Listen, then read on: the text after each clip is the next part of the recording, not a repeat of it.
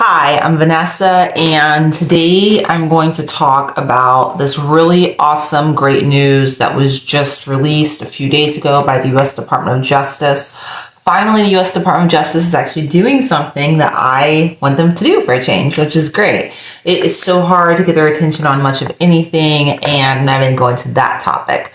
But the U.S. military spouses, which over 90% of them are women, according to congressional data that was released recently, have forever been dealing with being disenfranchised and marginalized and unemployed and ignored and dealing with hostilities from these occupational licensing. And this is something I've dealt with repeatedly in the past as well, as recently as in the last few years, 2-3 years roughly. And my experiences were profoundly negative, to say the very least. So this really won't affect me at this point because of where I'm at in my own life. However, it will affect so many other military spouses for the better. I saw this on my LinkedIn at Go Vanessa. It was shared by another military spouse. I went ahead and actually went and reviewed every single document pertaining to this. And I shared it on my LinkedIn, which is at Go Vanessa. And I went ahead and put it on my featured on my profile section. So if you're on LinkedIn, check it out. It's right there. You'll be able to find it all there. All right, so Justice Department reinforces federal protections for service members and their spouses in a letter to state officials. This is about occupational licensing, professional licensing boards for military spouses. So basically, the occupational licensing boards, in my experience and research and what I've heard from all these other military spouses, are constantly doing everything they can to put up more barriers and bureaucracy in front of military spouses and really all out-of-state licensees that would like to work in that state, unfortunately. In my opinion, this is about power and control and money. And I'm not the only one who is a professional who has observed this and is of that opinion. All right, so I'm going to go ahead and read through this. This is quite a lot. I'm not going to read every single thing. Again, it's on my LinkedIn at Go Vanessa. All of it is. I do want to hit some key highlights, though, and that is that a military spouse about 3 days ago, it appears I found a legal document that was linked to all of this, and it appears that they've taken some type of legal action this military spouse has against a Texas occupational board of some kind, and it appears to be represented by a lawyer, and I think this may be the first of its kind. So it's pretty exciting stuff to see. And I think it prompted all of this from the U.S. Department of Justice. So very exciting. And I was really concerned and didn't believe that any of it would be enforced. That has been the case. And even a politician even mentioned that. Didn't know how they're going to enforce it. And it looks like the U.S. Department of Justice has figured this out. And they also provided a link on their website where military spouses can go and eligible people for this law and file a complaint if their rights are being violated. So it's very exciting. I want everyone that's eligible about this to know about this in the military community. And I know as a fact that not all occupational licensing boards seem to have gotten the memo on this. And I'm very curious of how this is going to play out, and I'm wanting to watch it. I will be. I've set up, I'm paying attention, so I will be seeing the news if there is any on this for sure. All right, so the U.S. Justice Department announced that it has issued a letter to all state licensing authorities about new employment-related federal protections for military families.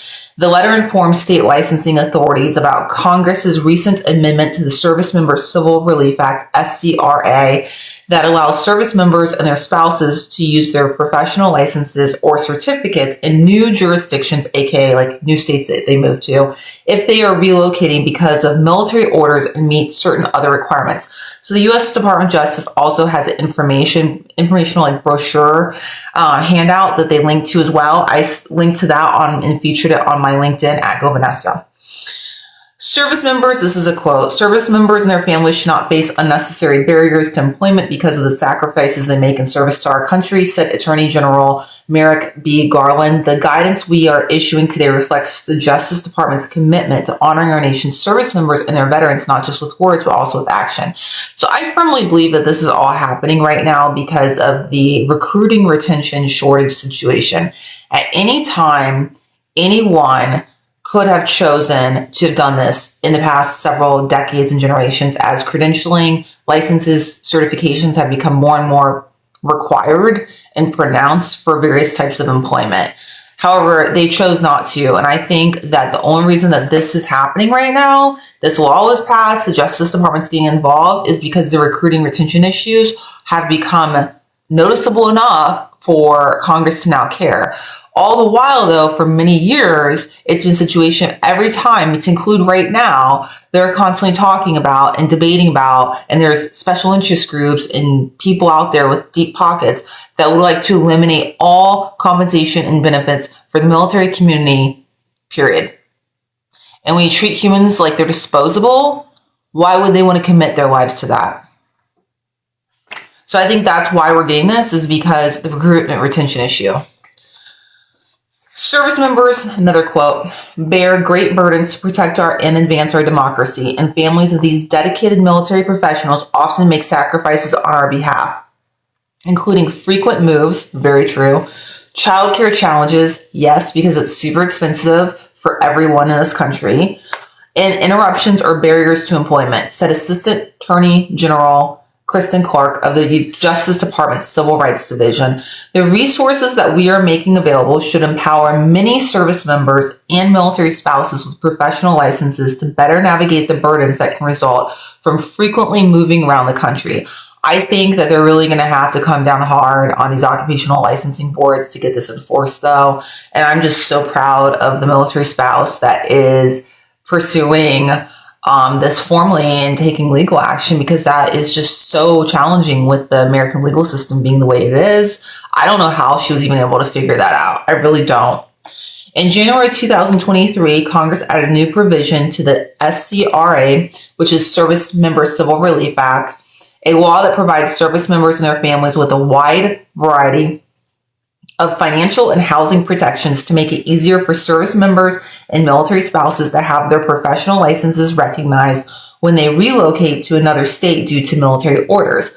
The new SCRA, Service Member Civil Relief Act, license portability provision provides that service members and military spouses can have their out-of-state licenses recognized as valid in the new state while they are stationed there, as long as they meet certain requirements. And the letter to state licensing authorities explains how the Service Member Civil Relief Act, SCRA's license portability provision, reduces the administrative hurdles that service members and their spouses face when they move across state lines.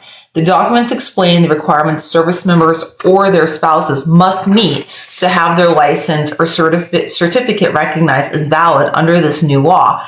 The department is also releasing a fact sheet about the Service Member Civil Relief Act's, SCRA's license portability provision. The Justice Department also filed a statement of interest in Porte versus Morath, a lawsuit filed by a military spouse, that's the one I'm referring to right now, in the U.S. District Court for the Western District of Texas. Yay! So excited about this. Alleging the state of Texas denied her request to have her out-of-state school counseling licenses recognized as valid as required underneath the Service Member Civil Relief Act, SCRA's license portability provision. According to the complaint, the military spouse had school counseling licenses issued by Ohio and Missouri and recently moved to Del Rio, Texas, due to her husband's military orders. She alleges that the Texas state licensing authorities told her that the new SCRA, Service Member Civil Relief Act law, would not apply to Texas. And that's a direct quote, would not apply to Texas. The department's statement of interest argues that the requirement that the license have, quote, actively used during the 2 years immediately preceding the relocation, end quote, to the new jurisdiction should be interpreted to require only that the license have been used at some point during the prior 2 years. Now, I also want to mention where that right there, that requirement, that 2-year thing, I disagree with it. I think that's arbitrary. I don't think it should be imposed, period. Utah, the last I checked, had a really great law in their books where it was just like true recognition is what it was called, according to the Department of Labor, and you can find this online. It's all public info. They're the only one in the nation I could find with true recognition, and that is if you had, as a military spouse, relocated to Utah due to military service members' orders, then you could just work there and have your credential recognized immediately and not jump through a bunch of extra hoops. It was pretty amazing.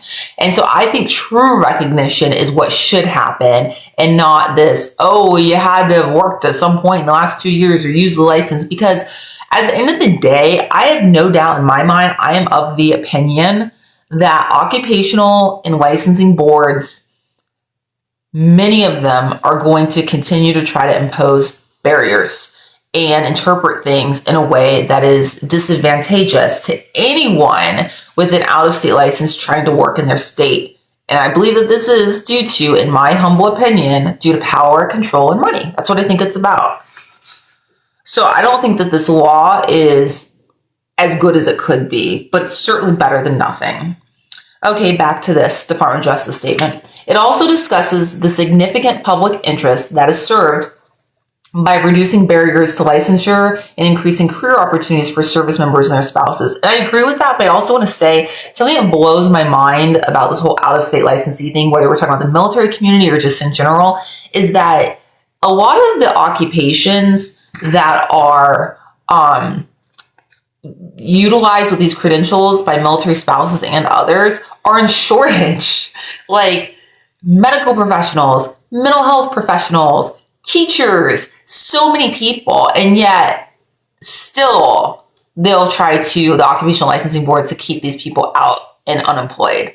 So it's disadvantageous to the community, which is discussed in these documents. It's disadvantageous to people seeking employment because they're now being marginalized and disenfranchised. I know what that feels like.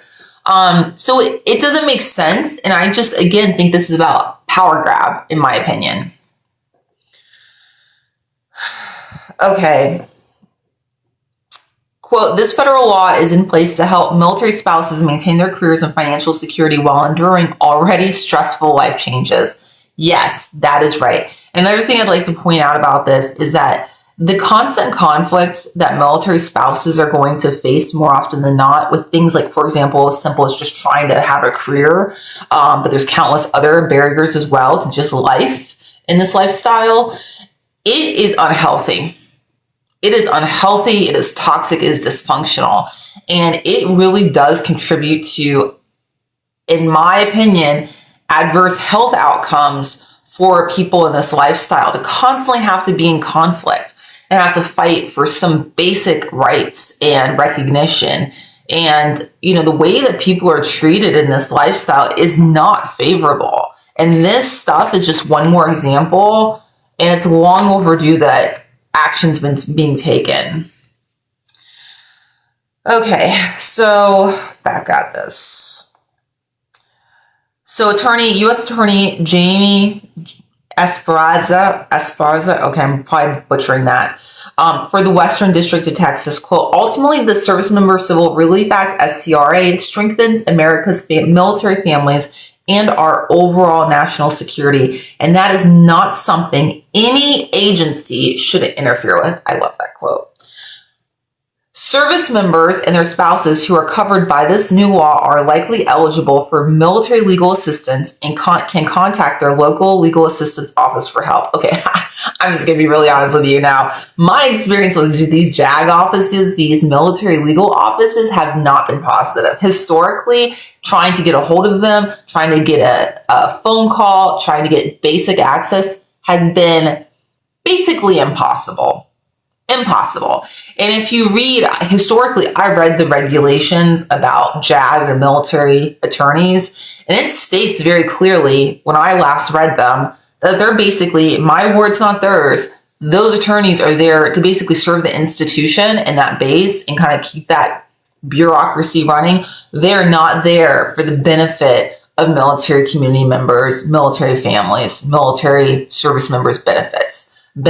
Okay. So I again think this all has to do with military recruiting and retention and the fact that it's an issue, right? Like, it's obviously a noticeable issue to the powers that be. And now all of a sudden, you know, they want to throw a bone to the military community, which is just long overdue, and more should have and could have been done, but hasn't been up until very little being done right now. But at least it's a start. office locations, and then they give office location for like the Air Force, essentially, legalassistance.law.af.mil. So it looks like that's Air Force. If service members or their spouses are not eligible for military legal assistance services, they may request that the Justice Department review their claim by submitting a complaint through, and then it has a very specific website where you can submit a complaint, which is great. That's great. That's great. So hopefully that will help people in this situation. The Service Member and Veterans Initiative, housed in the Department's Civil Rights Division, works to ensure that the rights of the brave men and women of our nation's armed forces and the veterans who have served in the past are safeguarded from discrimination and unfair treatment. You know what? That's been going on forever. And now again, why are they taking an interest? Why do they care all of a sudden? Military recruitment retention is down. That's why. Since 2011, the department has obtained over $481 million in monetary relief for over 146,000 service members through its enforcement of the Service Member Civil Relief Act. You can learn more about the Service Member and Veterans Initiative at servicemembers.gov. So that was informative. Now I'm going to go ahead and move on to the next piece of information, which is going to be this right here. This is actually the letter that went out to, evidently, it says here, state licensing authorities. State licensing authorities. This is the letter that went out to them. So like, yay! So excited. Alrighty. Office of the Assistant Attorney General, U.S. Department of Justice, Civil Rights Division. Yay. Introduction. The Department of Justice's Civil Rights Division is issuing this letter to notify state licensing authorities of a new provision in the Service Members Civil Relief Act, SCRA, about the portability of professional licenses for service members and their spouses. Service members bear great burdens to protect and advance our democracy. Likewise, the families of these dedicated military professionals often make sacrifices on our behalf and face frequent moves, childcare challenges, and interruptions or barriers to employment. All of this is true. Military families most often relocate through a process formerly known as Permanent Change of Station, PCS moves. According to the 2021 Department of Defense survey of active duty spouses, 48% of respondents stated that finding employment was one of the most critical problems they experienced during PCS moves. Military spouses specifically reported difficulty transferring their professional licenses or certificates from one location to another, which often hinders their ability to find jobs in the new locations. The survey also notes that the unemployment rate for military spouses was 21%, and that unemployed spouses actively seeking work spent an average of 19 weeks looking for employment. And so that right there is well over 4 months. 16 weeks would be 4 months roughly.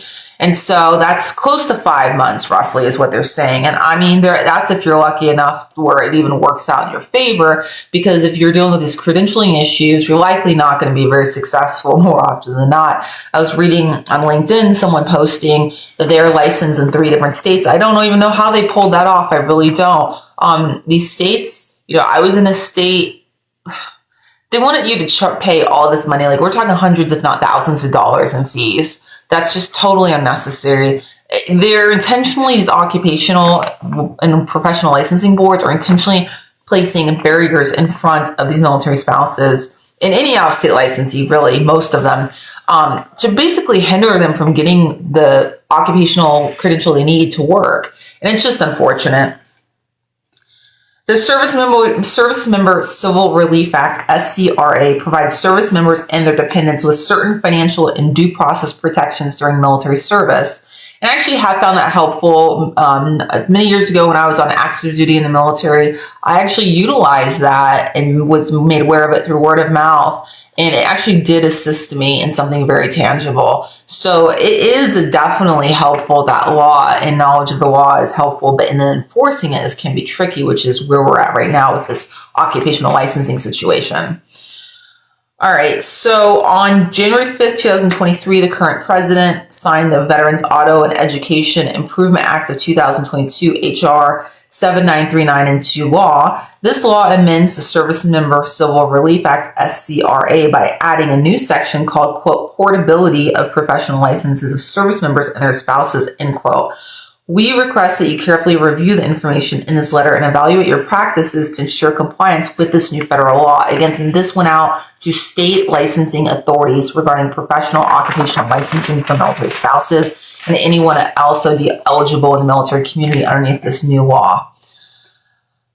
Overview of the new law on professional license portability. This new Service Member Civil Relief Act, SCRA provision allows service members and their spouses to use their professional licenses and certificates in certain circumstances when they must relocate due to military orders.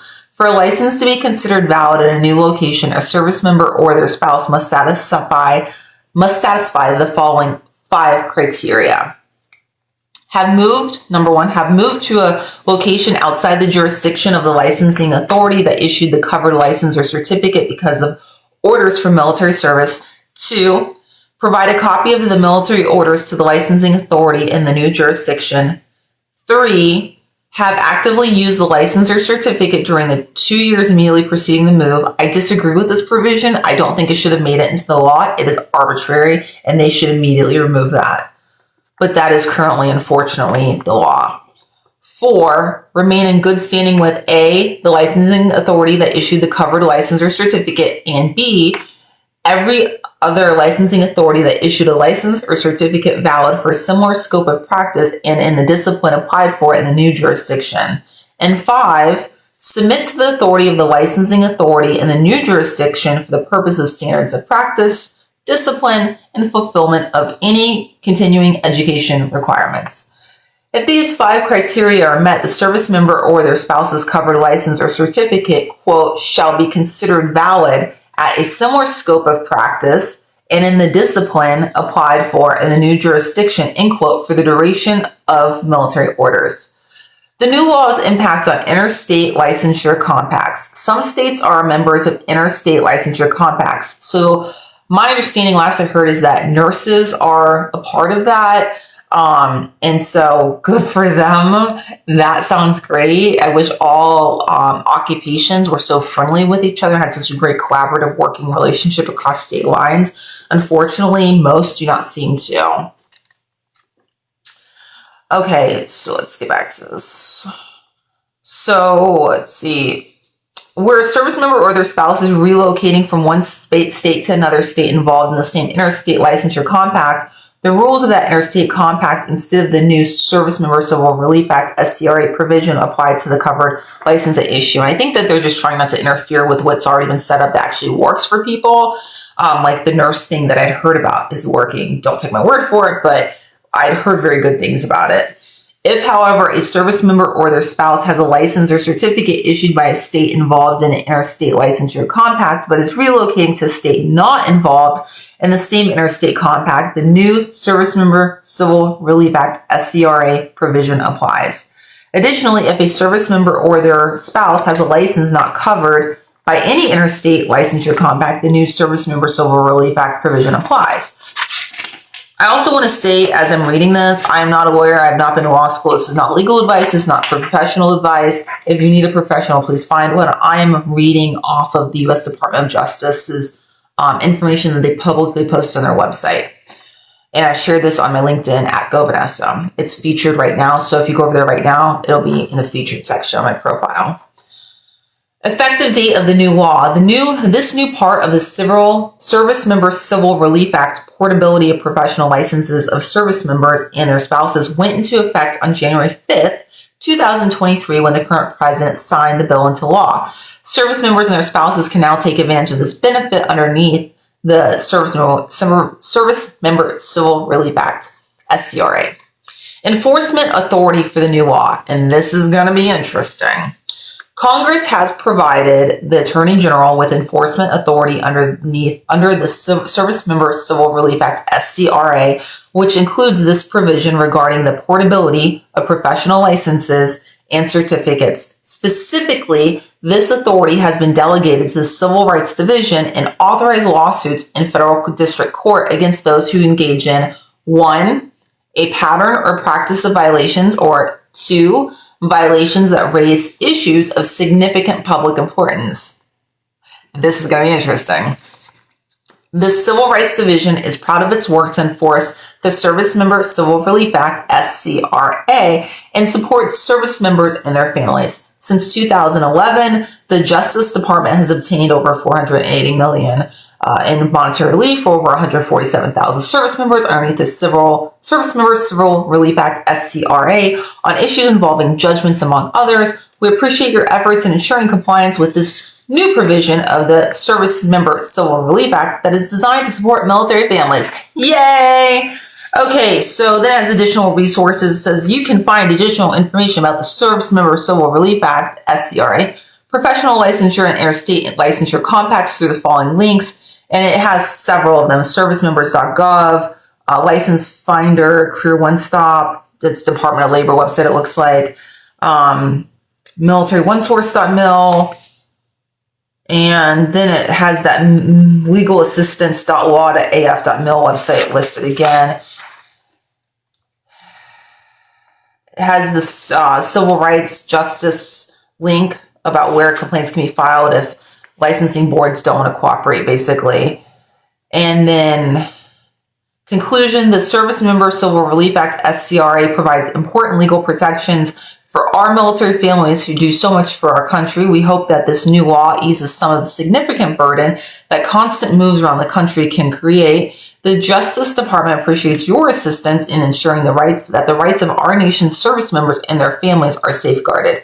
And then it's signed off sincerely, Kristen Clark, Assistant Attorney General, Civil Rights Division, U.S. Department of Justice. Okay, so just want to say real quick, my name is Vanessa. I am author and public speaker. I am a military veteran and spouse and was born into a military family. And I am not a lawyer. I've not been to law school.